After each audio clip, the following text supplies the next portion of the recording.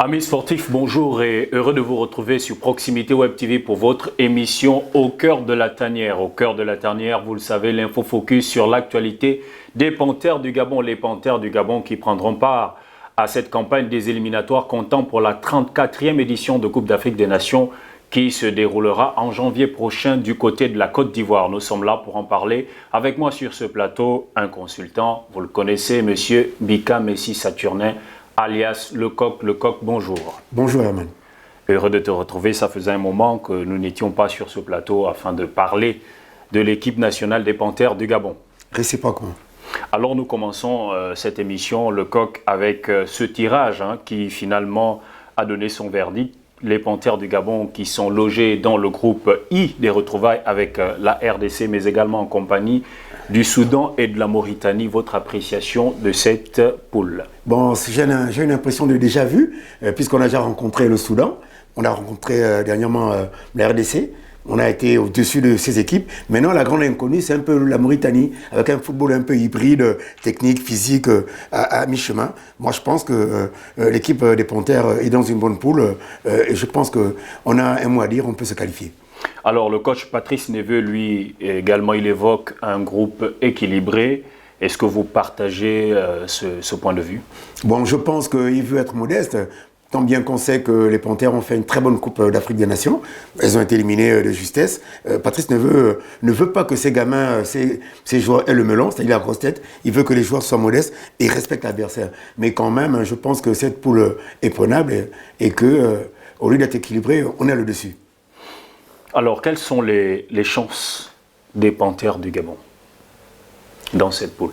Bon, comme je disais, Supra, vous voyez, on a dominé la RDC dernièrement, le Soudan est à notre portée, la Mauritanie c'est l'inconnu, mais moi je pense qu'on a des chances, surtout que dernièrement le coach Patrice Neveu a redéfini son schéma tactique en jouant avec 3 défenseurs centraux, ça amène plus d'assurance dans le lit défensif de cette équipe des Panthères. Je pense qu'on a des chances, on a un milieu de terrain équilibré. Maintenant, la grande inconnue ce sera, je ne vais pas prendre le devant, savoir si Aubameyang et ses comparses, c'est-à-dire les Mina et Ndoye Ibrahim, reviendront dans cette tanière. Nous allons évoquer cela tout à l'heure avant de terminer cette émission. Alors, on a parlé des chances un peu de façon générale, mais quels sont les atouts de cette équipe des Panthères du Gabon? Quels sont les atouts qu'elle peut faire valoir afin de pouvoir se qualifier dans cette poule? Parce qu'aujourd'hui, de ce qu'on a observé du côté du Cameroun, toutes les équipes se valent.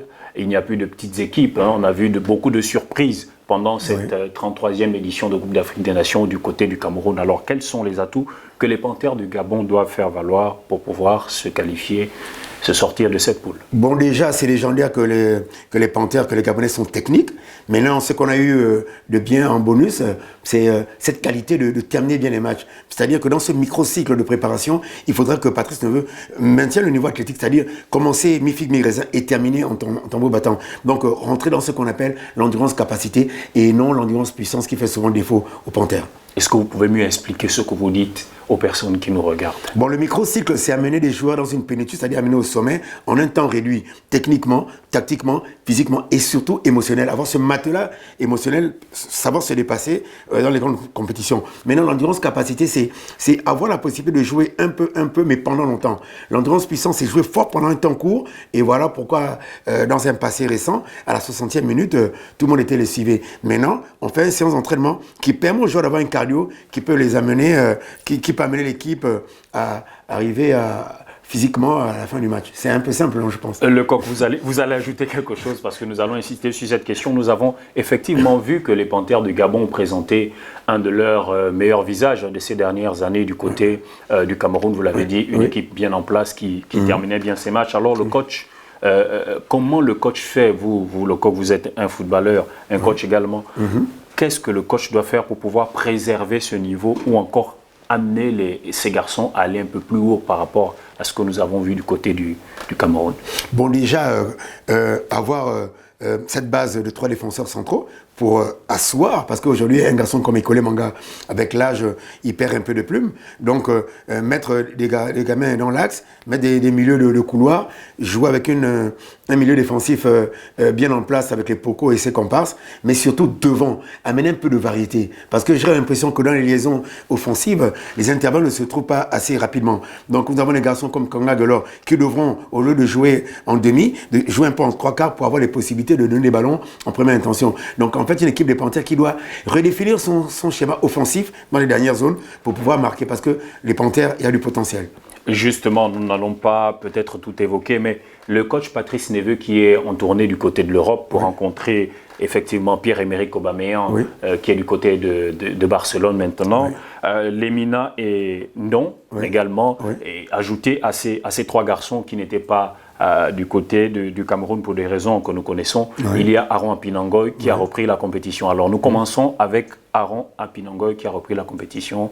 Vous pensez que vous avez observé les matchs de ce garçon, il a retrouvé son niveau et il doit réintégrer la sélection des Panthères du Gabon?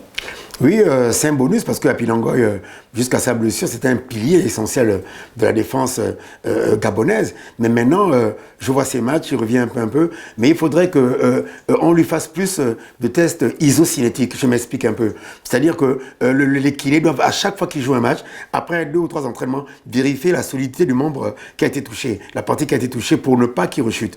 Donc, si c'est fait, moi je pense que Apinangoy, dans quelques jours, va apporter ce qu'il a l'habitude d'apporter, c'est-à-dire un gros abattage physique, une bonne présence athlétique, tactique, et puis un mental qu'on connaît à ce garçon. Alors, vous avez certainement écouté le coach qui s'est prononcé d'une certaine manière par rapport à ces garçons. Nous avons Pierre-Emerick Aubameyang, Mario Lemina et Don Ibrahim. Doivent-ils réintégrer la sélection des Panthères du Gabon? Mais moi, je pense on dit souvent que le football, c'est le reflet de la société.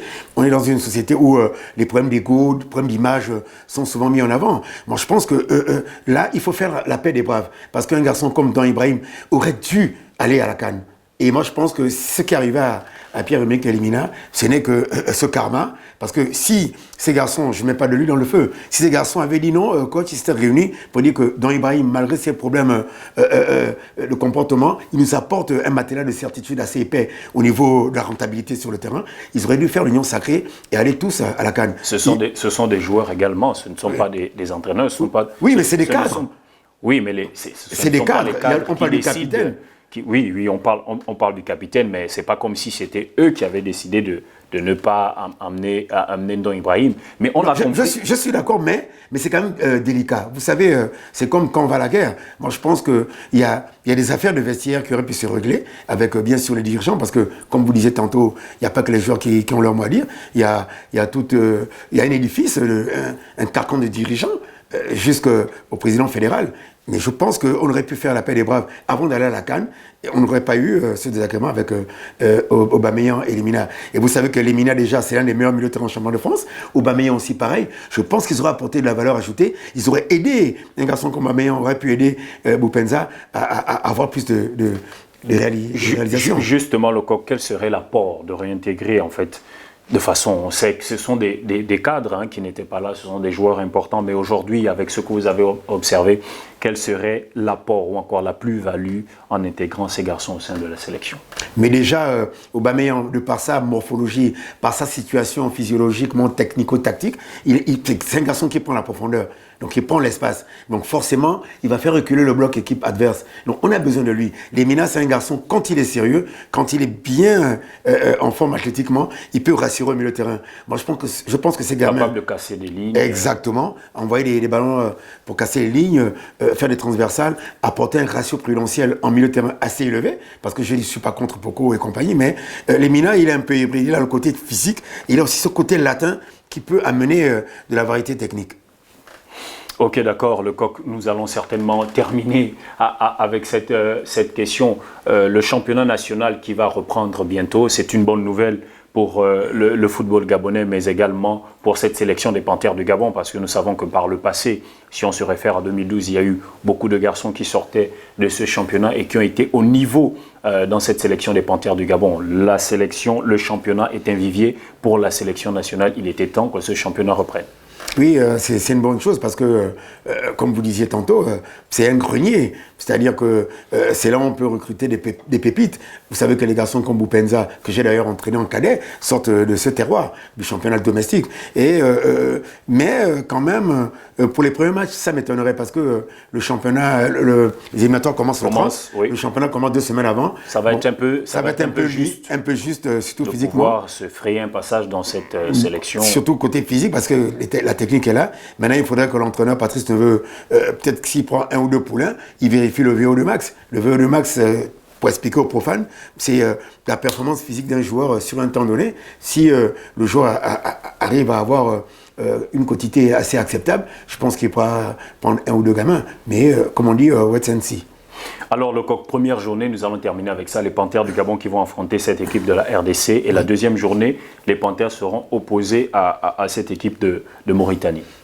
Oui, la RDC... Il faut quand même se méfier et qu'il va certainement avoir envie de pouvoir... Bien sûr, parce que la RDC a été blessée dernièrement. On a battu la RDC ici, on a fait un nul, je crois, là-bas. Donc, c'est une bête blessée.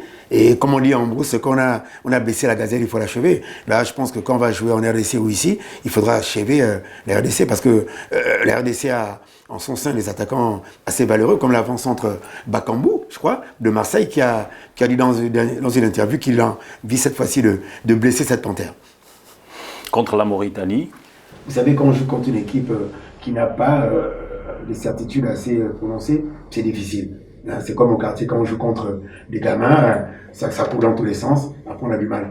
Mais je pense que quand même, avec beaucoup d'abnégation, on pourra vaincre la Mauritanie. C'est jouable, c'est très jouable. Le coq, merci. Je vous en prie. Merci à vous d'avoir été des nôtres. Nous sommes arrivés au terme de cette émission. C'était bien sûr votre émission Au cœur de la tanière sur Proximité Web TV. D'ici là, portez-vous bien et à très bientôt pour un prochain numéro. Ciao, ciao.